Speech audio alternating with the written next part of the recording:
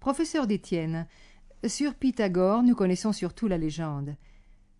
Nous avons aussi les vies écrites par Porphyre et par Jamblique. Pouvez-vous nous expliquer comment ces légendes ont été reconstruites? Et quels sont les faits véritables que nous possédons sur la vie de Pythagore et sur sa personnalité?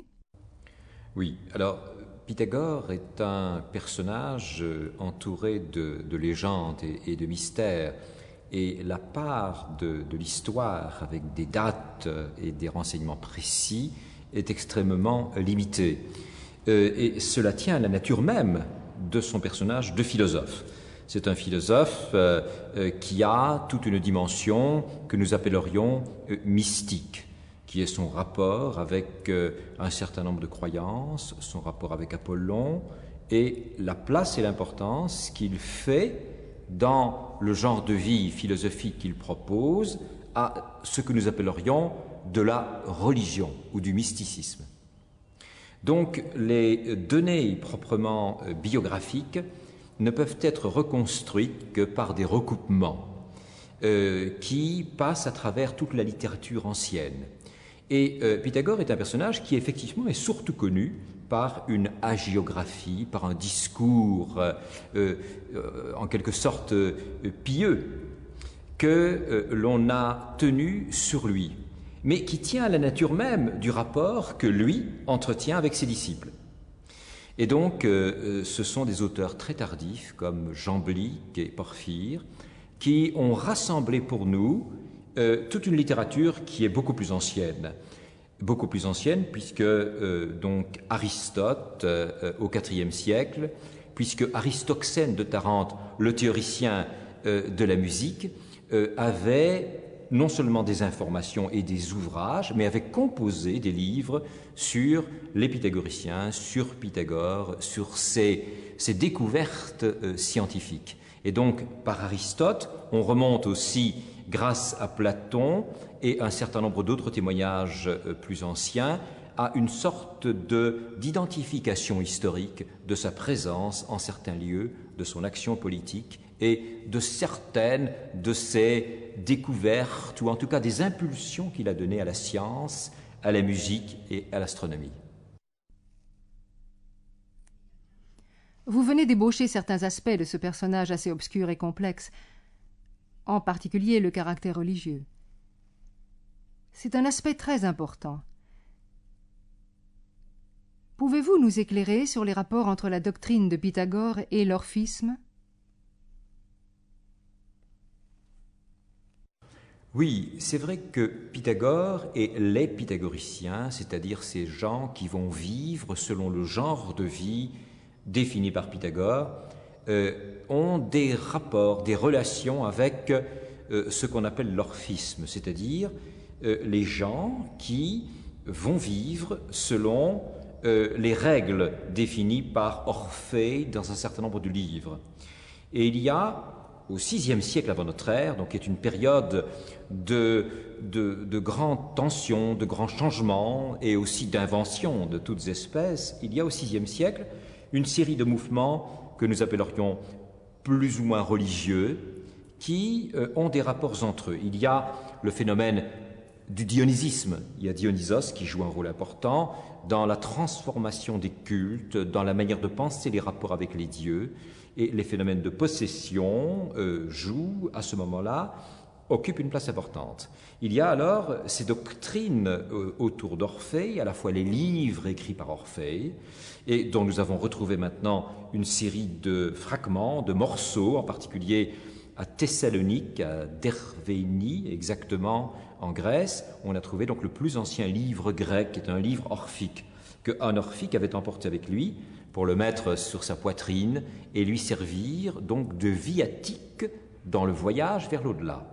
Et il y a en même temps, dans la Grande Grèce, et l'on a fait des découvertes récentes aussi importantes, toute une série de documents qu'on appelle les lamelles d'or, et qui renferment des messages adressés par ceux qui sont initiés aux dieux qui gardent les enfers. Eh bien, le pythagorisme a des rapports avec tout cela. Il a des rapports avec l'orphisme, il a des rapports avec certains aspects du dionysisme, et il a des rapports donc avec le mysticisme qui, à ce moment-là, colore un peu toutes les attitudes religieuses.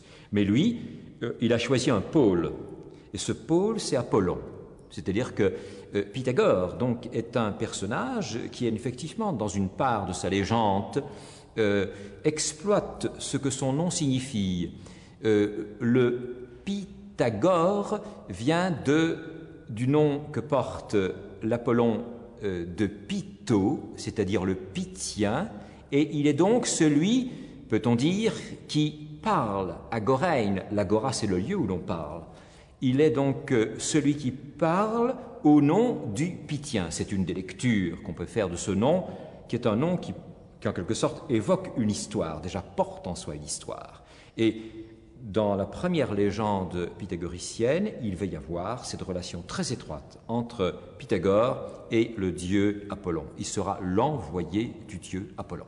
Et en particulier dans son activité à la fois religieuse et politique. Parce que l'Apollon de Delphes, c'est aussi le grand dieu de la colonisation, c'est-à-dire, pour les Grecs, la colonisation, ce n'est pas s'emparer seulement de terres qui appartiennent à d'autres, c'est inventer de nouvelles cités.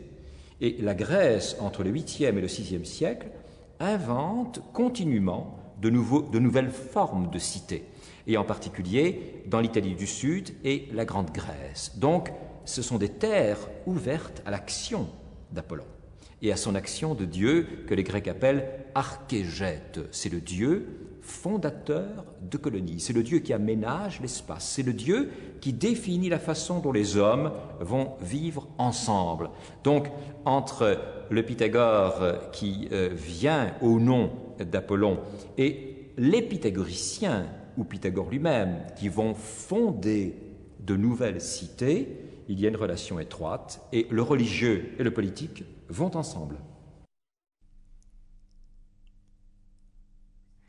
Cet appel à la religion, au culte d'Apollon notamment, semblerait d'un côté assez traditionnel.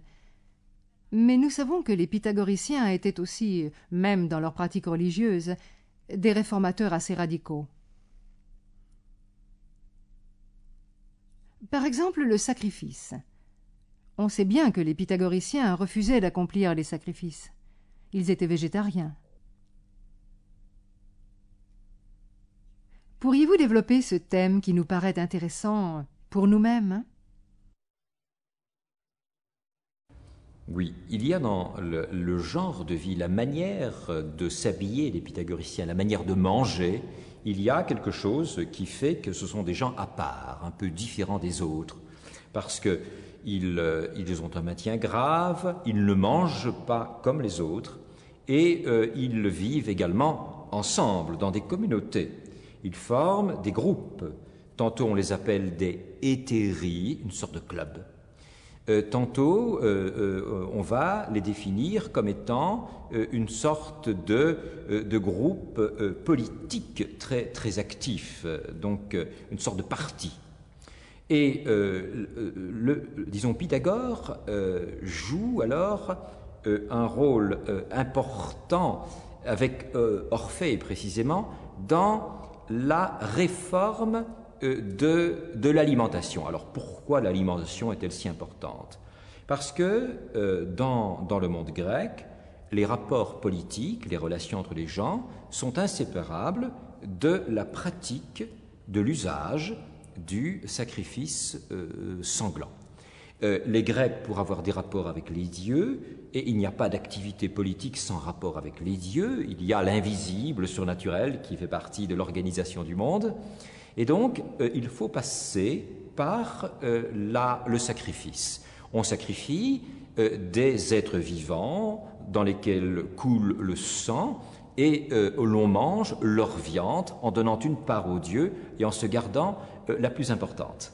Et les réformateurs religieux, que sont les orphiques, que sont les pythagoriciens, ont à l'égard de cette pratique alimentaire, de cette façon de manger, une sorte de dégoût et de répulsion très fort, et qui vient du fait que quand on mange, on tue le vivant, et qu'entre nous et les animaux, il n'y a pas en réalité de distance et de différence, que les êtres vivants entre eux sont faits pour s'aimer, non pas pour se manger et se dévorer.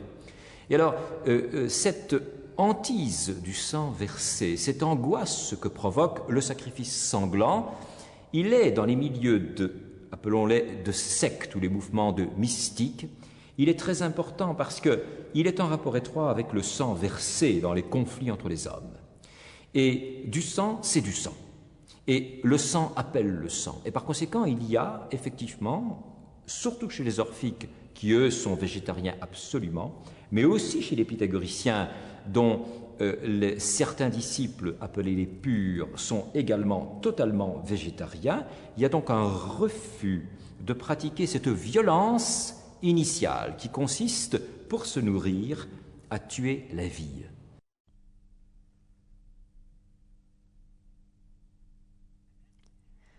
À part le problème de purification de l'âme, l'école des pythagoriciens a, comme nous l'avons vu, des intérêts politiques bien déterminés. Ils s'engagent à réaliser des réformes politiques. Ce projet politique leur crée cependant de graves difficultés. Les pythagoriciens ont été chassés, souvent tués pour cette cause. On pourrait l'expliquer par le fait que si, d'une part, ils voulaient des réformes politiques, d'autre part, ils conduisaient une vie à l'écart du peuple et des mœurs communes, et constituaient une sorte de club, comme vous l'avez dit. Pouvez-vous nous expliquer quelles étaient leurs fins politiques spécifiques, et nous éclairer sur ce double aspect de club particulier et de parti politique? Oui, il y a en effet une dimension de purification de soi, travail de la pensée, d'ailleurs intellectuelle, à travers toute une série de pratiques scientifiques que nous allons évoquer. Mais ce qui caractérise les pythagoriciens, c'est qu'ils sont au pluriel. Pythagore crée un groupe d'hommes et il a des disciples qui, entre eux, ont des relations étroites. C'est-à-dire que ces disciples, d'abord, commencent par abandonner leurs biens à l'ordre pythagoricien. Et un dicton pythagoricien célèbre, c'est que tout est commun entre amis. Koina tatun philo dans le grec. Alors, cette espèce de... On se dépouille de ses biens, de sa maison. On quitte sa maison. C'est comme un ordre religieux. Et on entre dans un ordre à la fois religieux et en même temps guerrier. Nous allons le voir. Alors, on entre donc dans la discipline pythagoricienne qui vous prend très tôt. Le matin, il faut se retrouver pour prendre ce que nous appellerions le petit déjeuner et écouter la lecture d'un certain nombre de préceptes. Toutes les heures de la journée sont prévues pour des exercices qui peuvent être des exercices corporels ou qui peuvent être des exercices intellectuels. Et jusqu'à la fin de la journée, les pythagoriciens mangent, vivent, parlent ensemble. Alors, il y a une sorte d'emprise complète de la doctrine ou de l'enseignement de Pythagore sur ces hommes. Et quand, effectivement, le pythagorisme nous apparaît dans son activité politique, c'est-à-dire dans le souci qu'a Pythagore en arrivant, il est parti de Samos. Il est parti de Samos, il quitte Samos, nous dit-on, parce qu'un tyran, une forme de tyrannie, lui paraissait faire obstacle au bon fonctionnement de la cité. Et il s'en va donc en Grande Grèce. Et quand il arrive en Grande Grèce, en particulier quand il arrive à Crotone, puisque c'est là que les choses commencent pour lui, eh bien, il va faire des discours, un discours aux enfants, un discours aux femmes, un discours aux citoyens, pour leur faire comprendre qu'ils doivent changer de vie, qu'ils doivent se réformer. Et il y a une dimension réformatrice très importante du pythagorisme. Pythagore met en place effectivement des réformes qui fonctionnent avec un certain nombre de disciples. Ces disciples, quand on les connaît, quand on en entend parler, se présentent sous la forme effectivement de clubs, de gens qui se reconnaissent entre eux par la manière de manger ensemble tous les jours, dans des messes, comme les militaires, dans des façons de s'entraîner aussi à faire la guerre. Il faut avoir un corps qui est capable de répondre aux attaques et à l'agression. Et en même temps, discipline intellectuelle et conversation de différents types portant sur les matières qui sont au programme. Donc il y a une sorte d'engagement de toute la personne dans cet ordre pythagoricien. Et nous savons que quand il y a des troubles et des problèmes grave entre la ville de Crotone et la grande cité puissante économique qui s'appelle Sybaris, eh bien, les pythagoriciens vont prendre l'initiative d'engager leurs forces contre Sybaris et en même temps, c'est le moment où ils cherchent à prendre le pouvoir complet à Crotone. L'ambition du pythagorisme, c'est de réformer totalement la cité des hommes. Ce n'est pas de renoncer au monde comme font les orphiques qui abandonnent le politique, qui ne s'intéressent pas aux transformations sociales ou aux rapports politiques, ça ne les intéresse pas. Tout est pourri, il faut quitter ce monde, il faut y renoncer. Les pythagoriciens sont des gens qui ont les pieds sur terre et qui agissent dans le sens d'un certain nombre de réformes.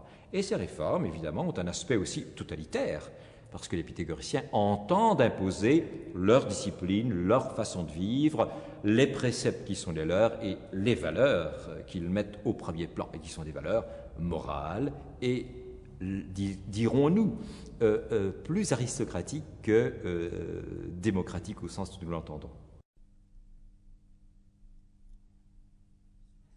Comment pourrait-on décrire ce programme politique des pythagoriciens comparé à la République de Platon, qui nous offre un autre exemple de réforme politique due à un philosophe? Voulait-il former une élite de politiciens pythagoriciens? Ou bien était-ce l'idée révolutionnaire d'une police constituée entièrement de pythagoriciens? Oui, je crois effectivement que les pythagoriciens veulent réformer toute la cité. Ils ne souhaitent pas qu'il y ait seulement les philosophes qui prennent le pouvoir et en dessous les autres qui continuent à vivre plus ou moins bien, un ordre inférieur. Non, chacun doit devenir effectivement un membre à part entière de cet ordre. Et il y a dans le pythagorisme une volonté profonde, dans les discours de Pythagore qui remontent à Aristoxène de Tarente, une volonté profonde de réformer la famille.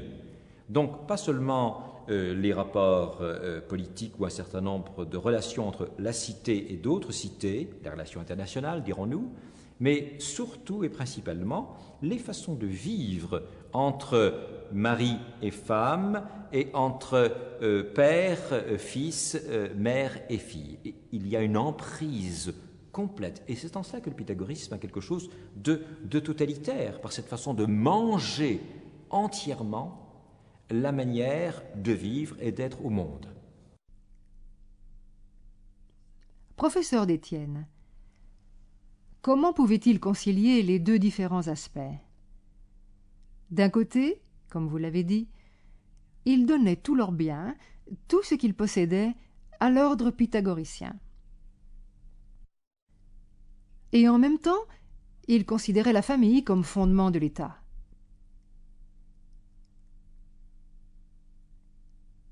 Quelle était donc leur vue à l'égard de la propriété des biens? Oui, les biens que possède le pythagoricien vont à l'ordre. Et la famille est nourrie alors par l'ordre. C'est-à-dire qu'on a un système, au fond, dont le modèle, pour nous le mieux connu, c'est celui du monde spartiate, où là aussi, donc, l'on mange en commun et l'on a droit à quelques surplus pour nourrir sa propre famille à partir de l'eau partagée. Et il y a donc en même temps à la fois cette valorisation des valeurs morales à l'intérieur de la famille et en même temps cette distance de la famille par rapport à la richesse, l'économie dont elle pourrait disposer et toute une part de ce que les Grecs appellent l'oikos, qui est repris et renvoyé vers cette organisation, mais oui, militaire dans l'un et l'autre cas, à Sparte aussi bien que dans l'ordre pythagoricien, et dont la volonté, c'est de faire une cité parfaitement unie, comme un corps d'armée. D'autre part, si je ne me trompe, parmi les caractéristiques des pythagoriciens, il y a une distinction entre l'enseignement ésotérique et celui exotérique. Il reste donc un élément de distinction entre le cercle assez fermé des pythagoriciens, d'une part, et celui concernant le reste du peuple, d'autre part. Comment expliquer tout cela? Alors, effectivement, dans le pythagorisme, il y a donc cette dimension religieuse, cette volonté de réorganiser, de transformer la cité, qui est le plan politique, mais il y a aussi une activité intellectuelle. Ce sont les intellectuels. Et des intellectuels d'autant plus dangereux, effectivement, qu'ils ont des prétentions politiques puisqu'ils tombent très vite dans le totalitarisme. Mais alors, le pythagorisme privilégie un certain nombre de disciplines intellectuelles. Et nous touchons là la question, effectivement, du rapport de Pythagore lui-même avec un certain nombre de découvertes, d'inventions que nous appellerions scientifiques, c'est-à-dire les premiers développements de la géométrie, qui sont évidemment imputables davantage à Thalès et à Milet, mais il vient de Samos. Et c'est à Samos, effectivement, qu'un certain nombre d'architectes et de géomètres connaissant déjà, sachant résoudre des problèmes complexes d'angulation, ont réalisé des travaux aussi importants que, par exemple, celui de Palinos, qui a fait le grand système de conduite d'eau que l'on a retrouvé depuis. Alors, il y a cette dimension, donc, curiosité, réflexion, travail sur la géométrie, c'est-à-dire sur les formes abstraites, les formes en elles-mêmes. Qu'est-ce que l'on peut faire avec un cercle? C'est une activité qui rentre dans l'ordre pythagoricien. De l'autre côté, il y a ce travail sur le nombre et les nombres, et cette réflexion sur le rapport entre les lettres et les nombres, les cailloux et les nombres. Enfin, est-ce que le monde n'est pas fait entièrement de rapports numériques? Et puis le troisième aspect, disons, de la curiosité intellectuelle de ces pythagoriciens, c'est celui qui va en direction de la musique et des rapports qui font les échelles musicales. Alors, il y a donc dans le pythagorisme des activités intellectuelles qui sont effectivement cultivées par quelques-uns d'entre eux, par certains d'entre eux. Et la tradition nous raconte effectivement que dans l'ordre pythagoricien, il y a plusieurs degrés. Et que dans cette initiation, dans cet enseignement, il y a plusieurs étapes. Et qu'un grand partage, c'est celui que l'on peut tracer entre les mathématiques, les gens qui s'occupent des mathématas, c'est-à-dire des enseignements qui deviendront pour nous les mathématiques, et puis de l'autre côté, les acousmatiques. Les acousmatiques, ce sont les gens, effectivement, qui connaissent et pratiquent un certain nombre de préceptes pythagoriciens et qui sont des pythagoriciens de second ordre, ou en tout cas des pythagoriciens moins intellectuels que les autres. Nous avons parlé de l'aspect religieux, à savoir d'un certain retrait du monde.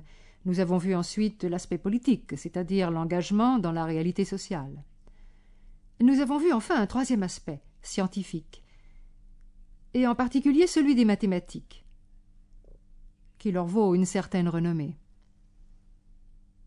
Or, comment peut-on conjuguer l'intérêt pour la mathématique et l'emprise politique? Pouvait-il fonder des projets politiques sur des modèles mathématiques? Oui, alors effectivement, dans le pythagorisme, il y a cette revendication du regard qui n'est pas engagé. Et une des premières définitions de ce qu'est un philosophe a été donnée, dit-on, mais dit-on un peu tardivement, par Pythagore. Il a pris l'exemple des Jeux olympiques. Aux Jeux olympiques s'y rendent trois catégories de personnes. Il y a ceux qui vont pour lutter, combattre, remporter des prix, ce sont les athlètes. Il y a une deuxième catégorie, ce sont les marchands. Ce sont les gens qui font des affaires, les empiriques, qui ouvrent des étals, qui vendent, qui font circuler les biens. Et puis il y a une troisième catégorie. Et là, Pythagore reprend un vieux mot pour lui donner un nouveau sens, c'est ceux qui vont pour regarder. C'est-à-dire que dans les Jeux olympiques, effectivement, les cités envoyaient des théores. Théore, c'est le verbe regarder, théorègne, qui est devenu théorique, théorétique. Et donc, le philosophe, c'est celui, effectivement, qui, dit Pythagore, va simplement pour voir. Et qui est, non pas le sage, il n'est pas le sophos, mais il est l'ami de cette sophie, de cette sagesse qui consiste à se mettre à distance pour voir comment les choses ont des relations entre elles. Et toute une part, effectivement, de l'activité intellectuelle du philosophe Pythagore dans la tradition, ça a été de penser et réfléchir aux accords musicaux. Penser et réfléchir à la manière dont les astres tournent dans le ciel et analyser par conséquent une série de formes que nous appellerions des formes abstraites et, ou bien entendu, la géométrie astronomique, qui est sphérique principalement, et en même temps les articulations, les algorithmes de nombres jouent un rôle essentiel. On pourrait dire que le monde de la politique est lié à l'ensemble du monde, donc à la cosmologie, à travers la musique et la mathématique. Et justement, la mathématique nous montre les lois de l'harmonie. Effectivement, il n'est pas possible d'attribuer ce modèle tel quel à un pythagorisme initial, mais tel qu'il s'est développé sur à peu près 2 siècles, c'est-à-dire entre 530, le milieu du VIe siècle, et disons 450 ou 430, enfin pendant ces 2 siècles, eh bien, le pythagorisme a exactement pris cette voie. Il a voulu que la loi, effectivement, soit conforme, et il y a toute une série de traités pythagoriciens plus tardifs qui vont nous donner la formule arithmétique, la formule numérologique de ce que sont les bonnes lois d'une cité. Et que entre le monde, le petit monde de la cité, et le grand monde pour lequel les Grecs ont adopté le mot de cosmos, eh bien, il doit y avoir une relation étroite. Et la musique en particulier, dans les cités pythagoriciennes, la musique, et cela va être cultivé par des théoriciens contemporains de Platon, la musique doit permettre l'éducation politique de l'homme.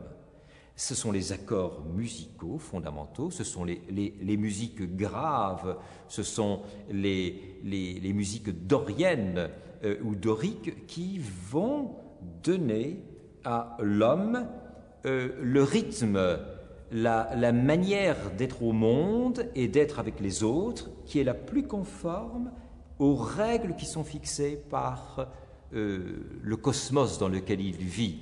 Et effectivement, déchiffrer par conséquent le sens de ces nombres, comprendre que les nombres organisent le monde et que la musique a des nombres qui la fondent, eh bien, ça a été une des visées de l'ordre pythagoricien, avec des conquêtes donc scientifiques progressives et que l'on peut, dans l'histoire, remettre un peu plus tard que les commencements même de l'activité pythagoricienne.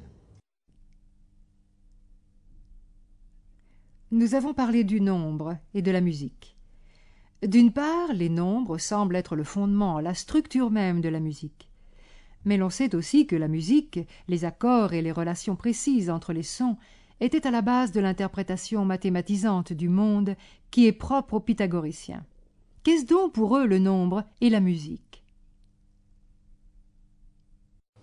Alors, les pythagoriciens, dans la tradition que nous connaissons par Aristote, sont ceux donc qui ont soutenu que les choses sont des nombres, que toute chose est faite de nombres.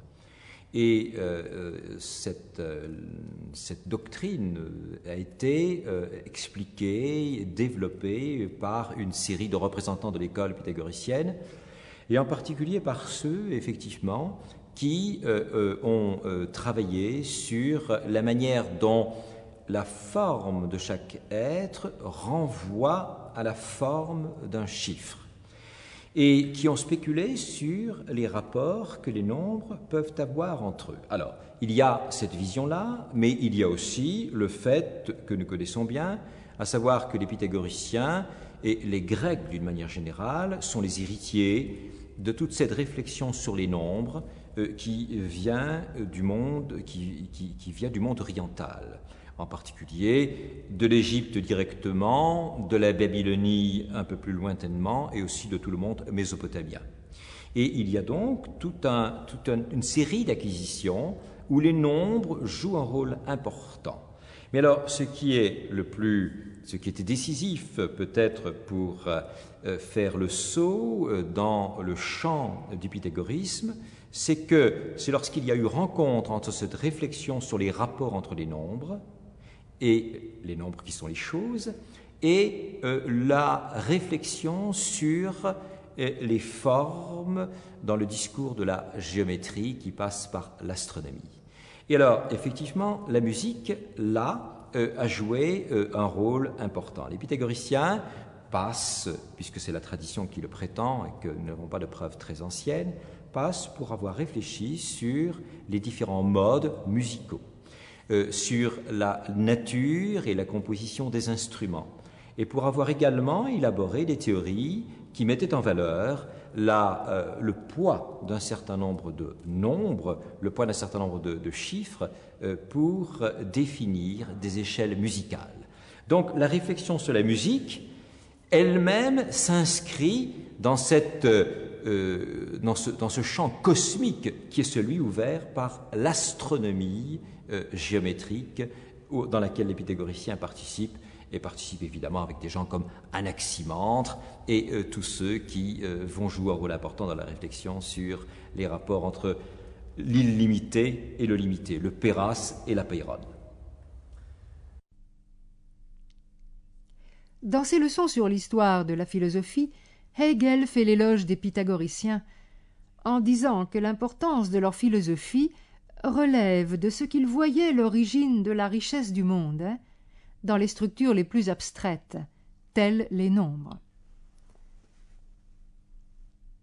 Professeur d'Étienne, nous voyons là derrière vous une très belle harpe.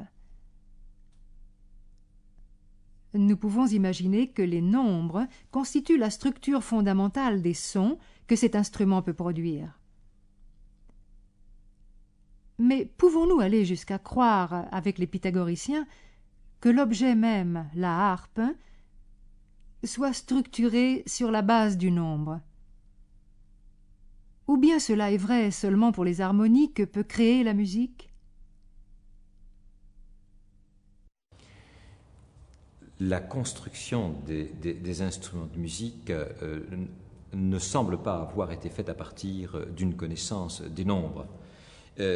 Tout ce que le pythagorisme fait sur la musique, ce sont des expérimentations et des tâtonnements, comme ce qu'il fait ou ce que font les pythagoriciens anciens sur ce que nous appellerions la première géométrie.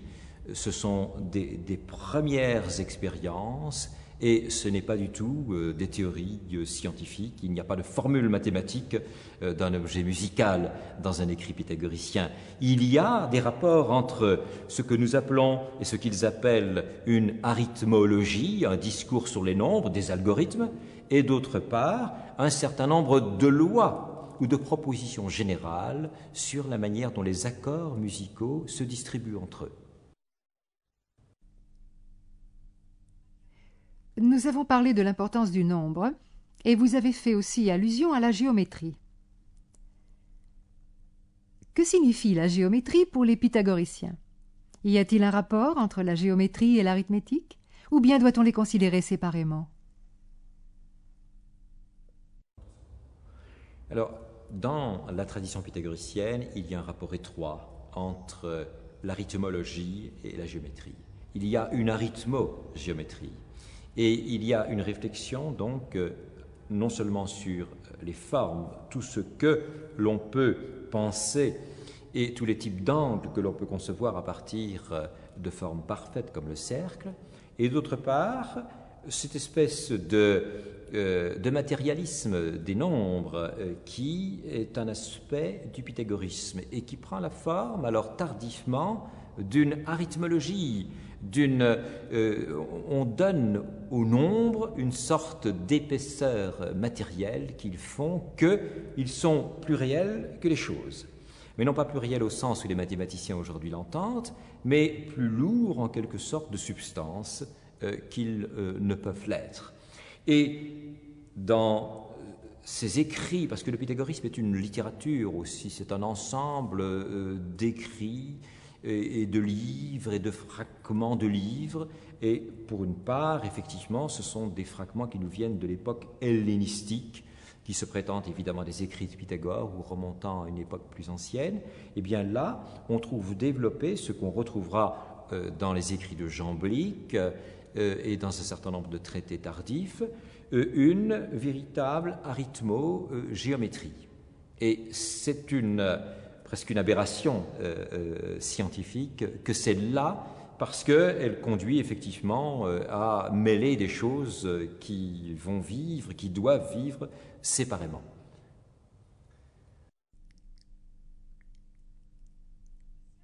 Passons maintenant à la cosmologie dans la théorie pythagoricienne,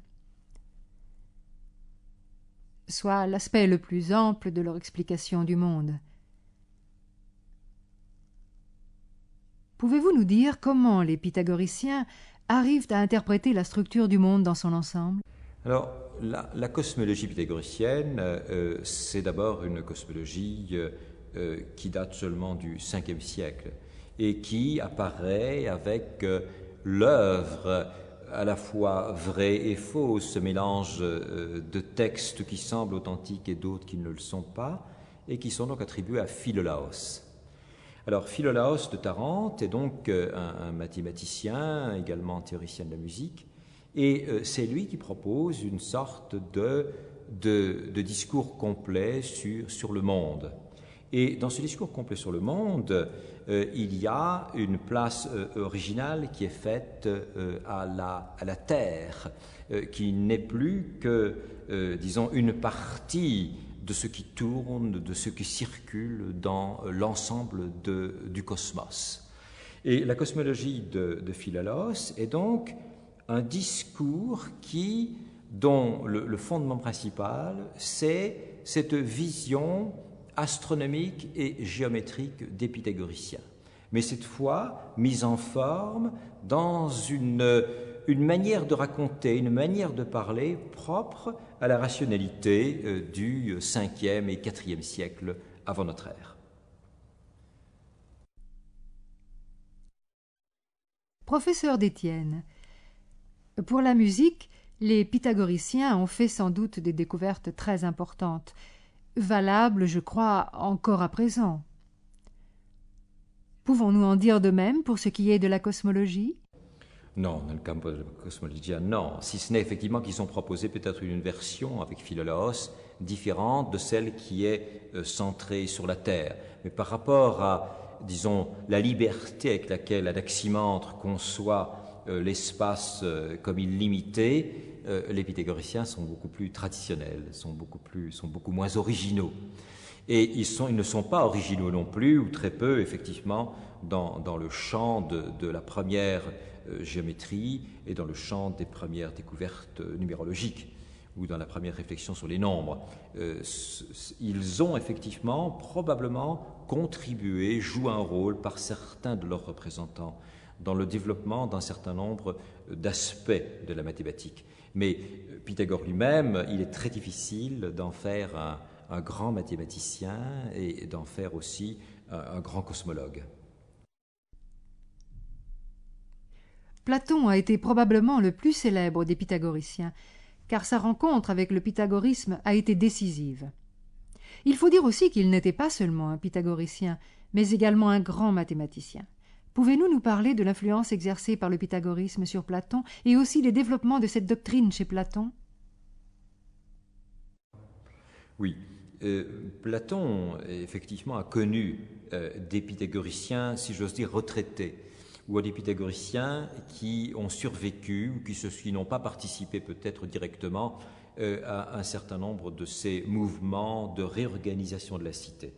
Et il les a connus donc à travers ces échanges qu'ont les intellectuels dans le monde grec, et des échanges qui passent principalement par l'écriture, puisque la géométrie, ce sont des choses qui se dessinent, donc qui s'écrivent, et qui se démontrent également par l'écriture.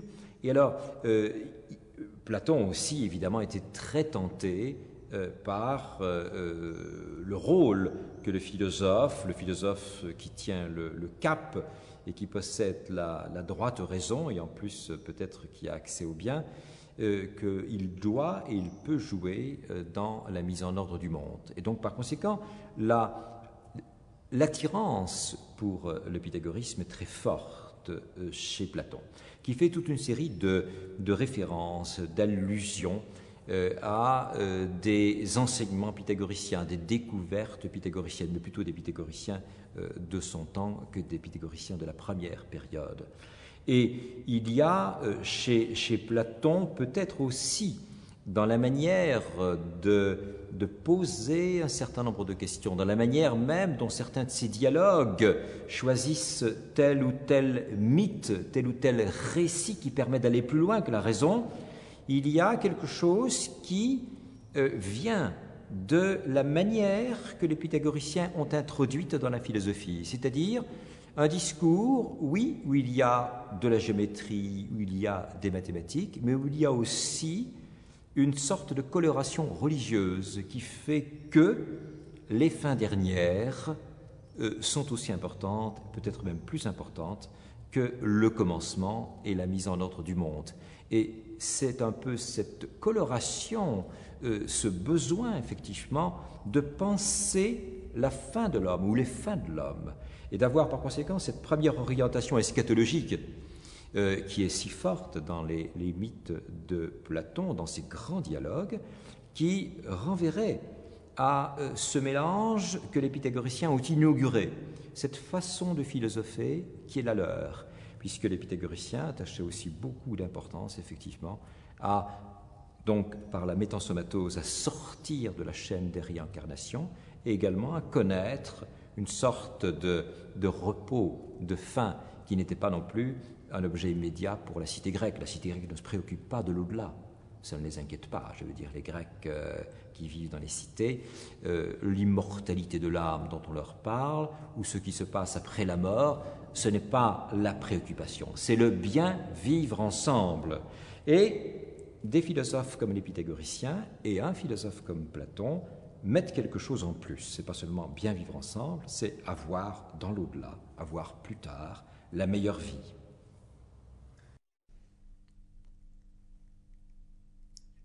Nous venons de parler de Pythagore, toujours au pluriel. En effet, les pythagoriciens formaient une collectivité, presque une société.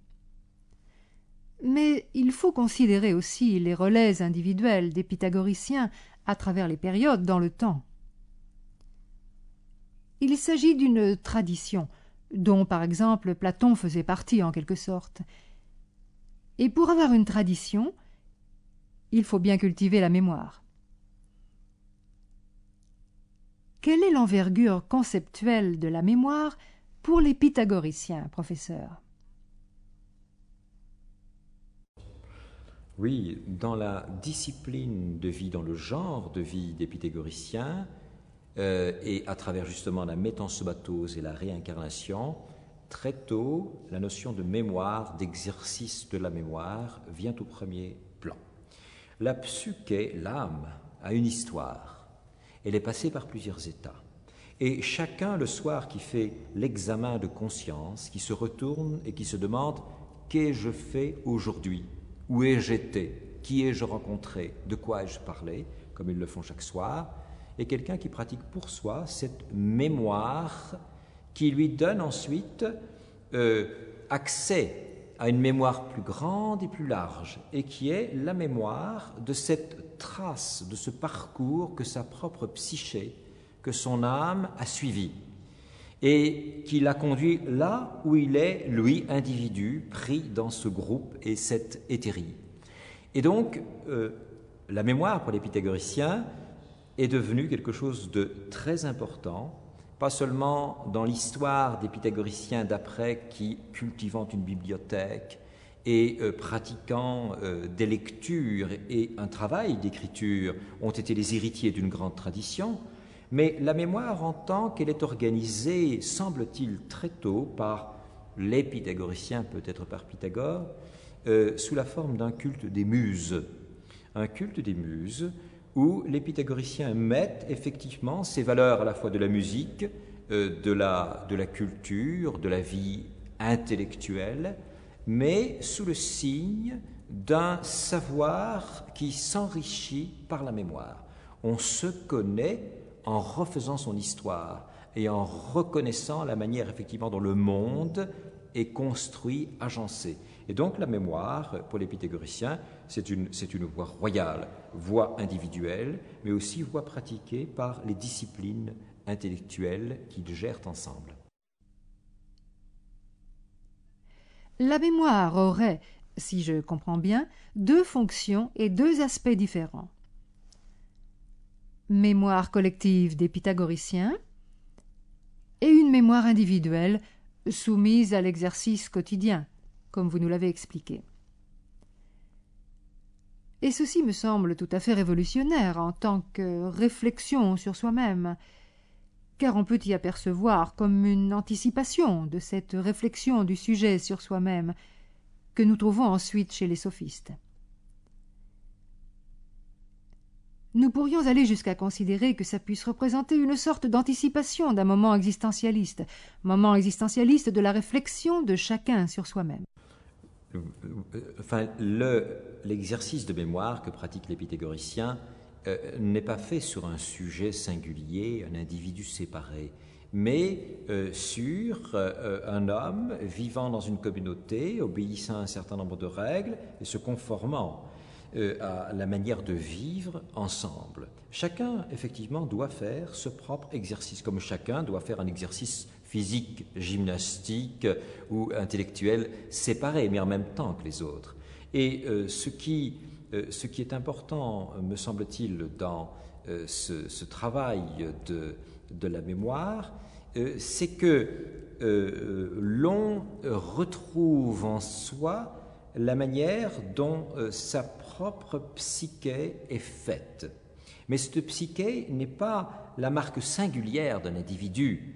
La psyché ou la psyché, l'âme, est ce qu'il y a de plus anonyme, de mieux partagé, de plus répandu, ne renvoie pas à un sujet singulier.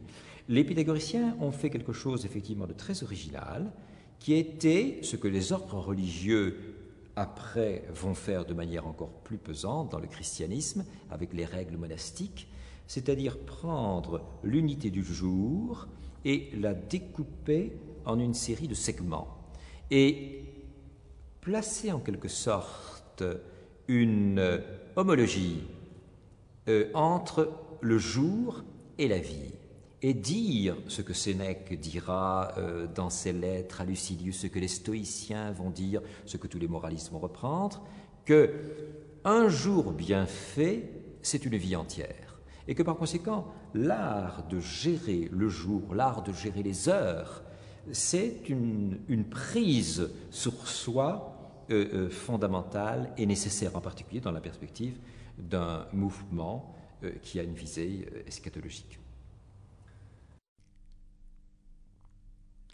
L'école pythagoricienne a donc eu une histoire, et au cours de cette histoire, la théorie a dû se développer, avoir des changements.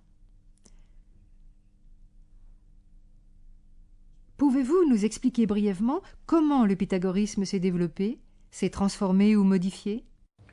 Oui, alors donc on peut distinguer plusieurs périodes dans le pythagorisme. Disons la première qui va jusqu'aux années 450 et qui rassemble de manière un peu nébuleuse un certain nombre de choses, la géométrie, donc les travaux sur les mathématiques, les activités politiques, les croyances religieuses.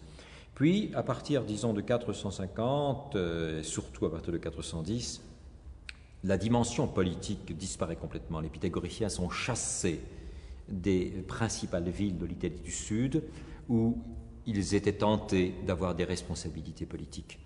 Et l'on voit alors apparaître deux types de pythagoriciens.